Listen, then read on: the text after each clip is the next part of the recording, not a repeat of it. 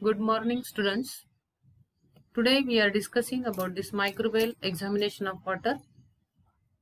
Myself, Professor Kamthani DC, from the Department of Microbiology, Sri Guru Buddhi Swami College, Purna. Today we discuss about this need of water analysis, difficulties in direct detection and isolation of pathogenic microorganisms, coliforms as an index of water pollution, and this quantitative analysis of water by SPC, MPN and membrane filter count method. First, we have to discuss about this need of the water analysis, why it is needed to analyze the water. First, that is the need of water analysis. This major quantity of the earth having this water, and this water it is very salty, and the remaining less quantity of this earth it is having the water which is potable, and this water may be having the presence of toxic chemicals and microorganisms. This 0.007% of the earth's water it is available for the direct consumption of this human being present. This drinking water we obtain from various sources as rivers, streams, lakes, wells and bore wells. The surface sources are get polluted from the domestic and industrial wastes. This water may be the carrier of this pathogenic microorganism and which may give the health hazards of the living being. It is estimated that 15 million deaths worldwide result annually due to these waterborne infections. We know that this outbreak of cholera in South of America in 1991 to 95 resulted in more than 1 million cases and over 10,000 deaths. Hence, the water must be free from any type of this microorganism, particularly pathogens.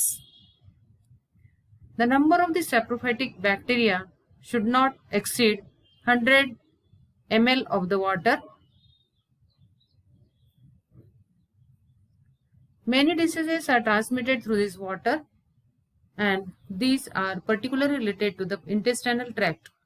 Examples, these are enteric diseases with respective pathogens are typhoid caused by the Salmonella typhi, dysentery due to the Shigella dysentery, amoebic dysentery due to the Entamoeba histolytica, and cholera it is the Vibrio cholerae. These organisms get entry inside the air through the fecal matter of the patients, and these contaminate the drinking water sources. Therefore, we have to see the microorganisms in the water, and depending on this the potability of the water it is determined. Next point, that is the difficulties in direct detection of and isolation of pathogenic microorganisms we have to study. Why the pathogenic microorganisms are not directly detected and isolated, some difficulties are there. These are as follows.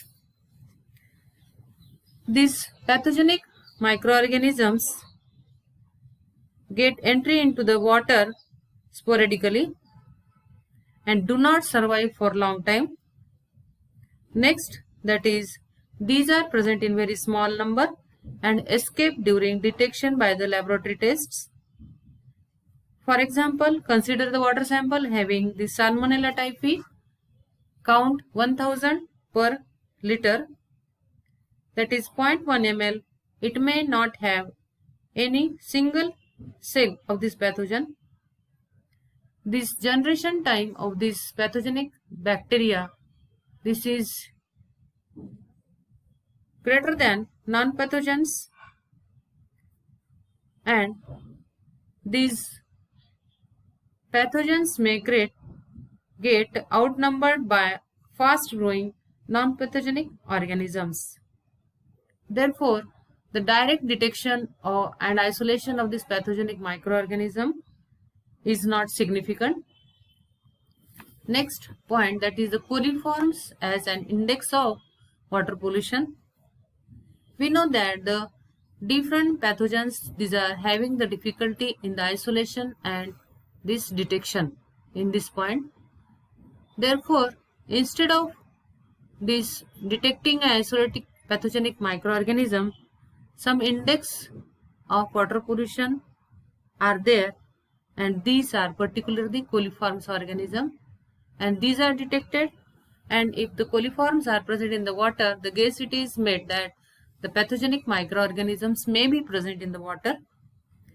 We have to see the coliforms as an index of water pollution. This definition first we have to see. The coliforms are the group of intestinal bacteria characterized by the lactose fermentation at 37 degrees Celsius within 24 hours. And these produce organic acids and gases as CO2 and H2. These produce the pink colonies and Meconius agar. Whereas the non-lactose fermenters produce colorless colonies. These are gram-negative rods. The pathogens causing the waterborne diseases enter into the water through the intestinal discharge of the human and animals suffering from the disease, and particularly E. coli and other coliforms as fecal streptococci and Clostridium perfringens are the normal inhabitants of large intestine of humans and other animals, and these are normally released in the feces, and this each person discharges 100 to 400 billions of coliforms per day. These fecal streptococci detected in the water using selective media such as sodium azide glucose broth. Sodium azide role it inhibits gram-negative bacteria, and these presence of this bacteria it is confirmed by sticking a loopful of the positive sodium azide glucose broth on ethyl violet acyl glucose agar. Ethyl violet and sodium azide inhibit all bacteria except fecal streptococci. Species of Clostridium, especially Clostridium perfringens, these are anaerobic and require specific techniques for the detection and isolation. Bifidobacteria, example Lactobacillus bifidus, these may enter in water from other sources than fecal matter. The Enterobacter aerugine, though present in human and animal intestine, these may also present on grains and plants. Presence of these bacteria we have discussed in drinking water bodies do not confirm the fecal pollution. While considering this E. coli, it is strictly intestinal, and the presence in water ensures fecal pollution. This E. coli it is easily isolated by using the selective media Meconius agar. Therefore, this E. coli it is the perfect index of water pollution. Next, we have to see the quantitative analysis of water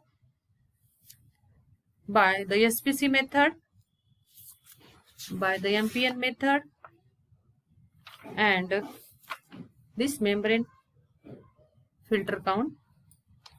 First, SPC long form standard plate count method. In this, the water sample is collected in sterile containers and brought to the laboratory. The dilutions are prepared by using 9 ml sterile distilled water as 1:10, 1:100 and 1:1000. Then 0.1 ml of each dilution, it is inoculated on plate count agar by spread plate method. These plates are incubated at room temperature or 30 degrees Celsius for 24 hours.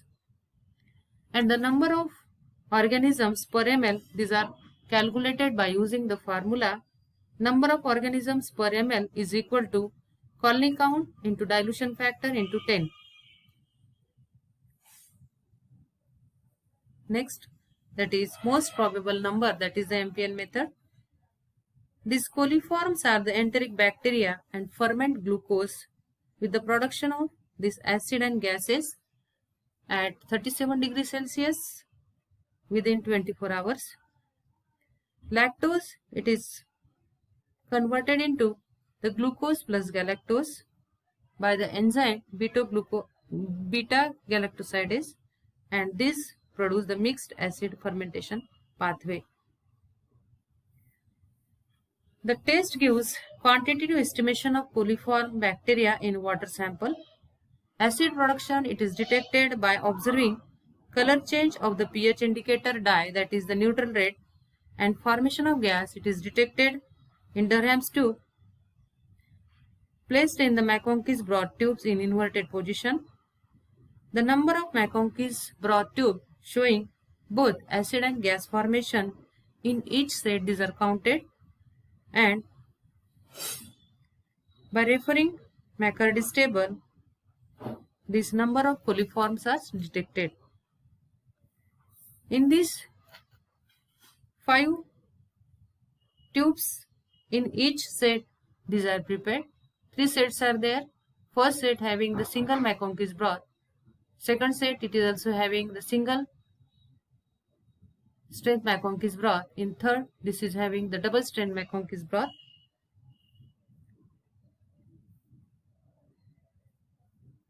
This single strength McConkey's broth, these are inoculated with 0.1 ml. Then next set of the single strength broth, it is again inoculated with 1 ml of the water sample, and the double strength McConkey's broth, it is inoculated with 10 ml of the water sample. Addition of 10 ml sample into the double strength McConkey's broth, this causes much dilution of the nutrients. Hence, double amount of the ingredients are initially added to keep the balance. These 15 tubes, these are incubated at 37 degrees Celsius for 24 hours. Gas formation in Durham's tube and change in color of the medium from red to pink indicates positive test. And the number of positive tubes from each set, these are noted, and by referring the McCurdy's table, the MPN of coliform bacteria 100 ml of this water sample, these are determined. Next method, this is the membrane filter count. Membrane filter count, this is developed in Germany during World War II to enumerate the coliform bacteria, and this is a standard method. The membrane filter assembly consists of a filtration unit made up of stainless steel or suction flask. This having filter disc made from this nitrocellulose, it is placed in the filtration unit. The pore size of this filter paper is less than bacterial cell size. Generally, pore size of 0.5 micrometer, this is generally prefers, and this retains all the bacteria. A specific volume of the water, this is filtered through this sterilized membrane filter disc. After filtration, the filter disc, it is removed and aseptically placed on the surface of nutrient medium in a petri dish. This modified endo agar or EMB agar, it is used. The plates are incubated at 37 degrees Celsius, and after this there are formation of the colonies on the filter. Thank you for your listening.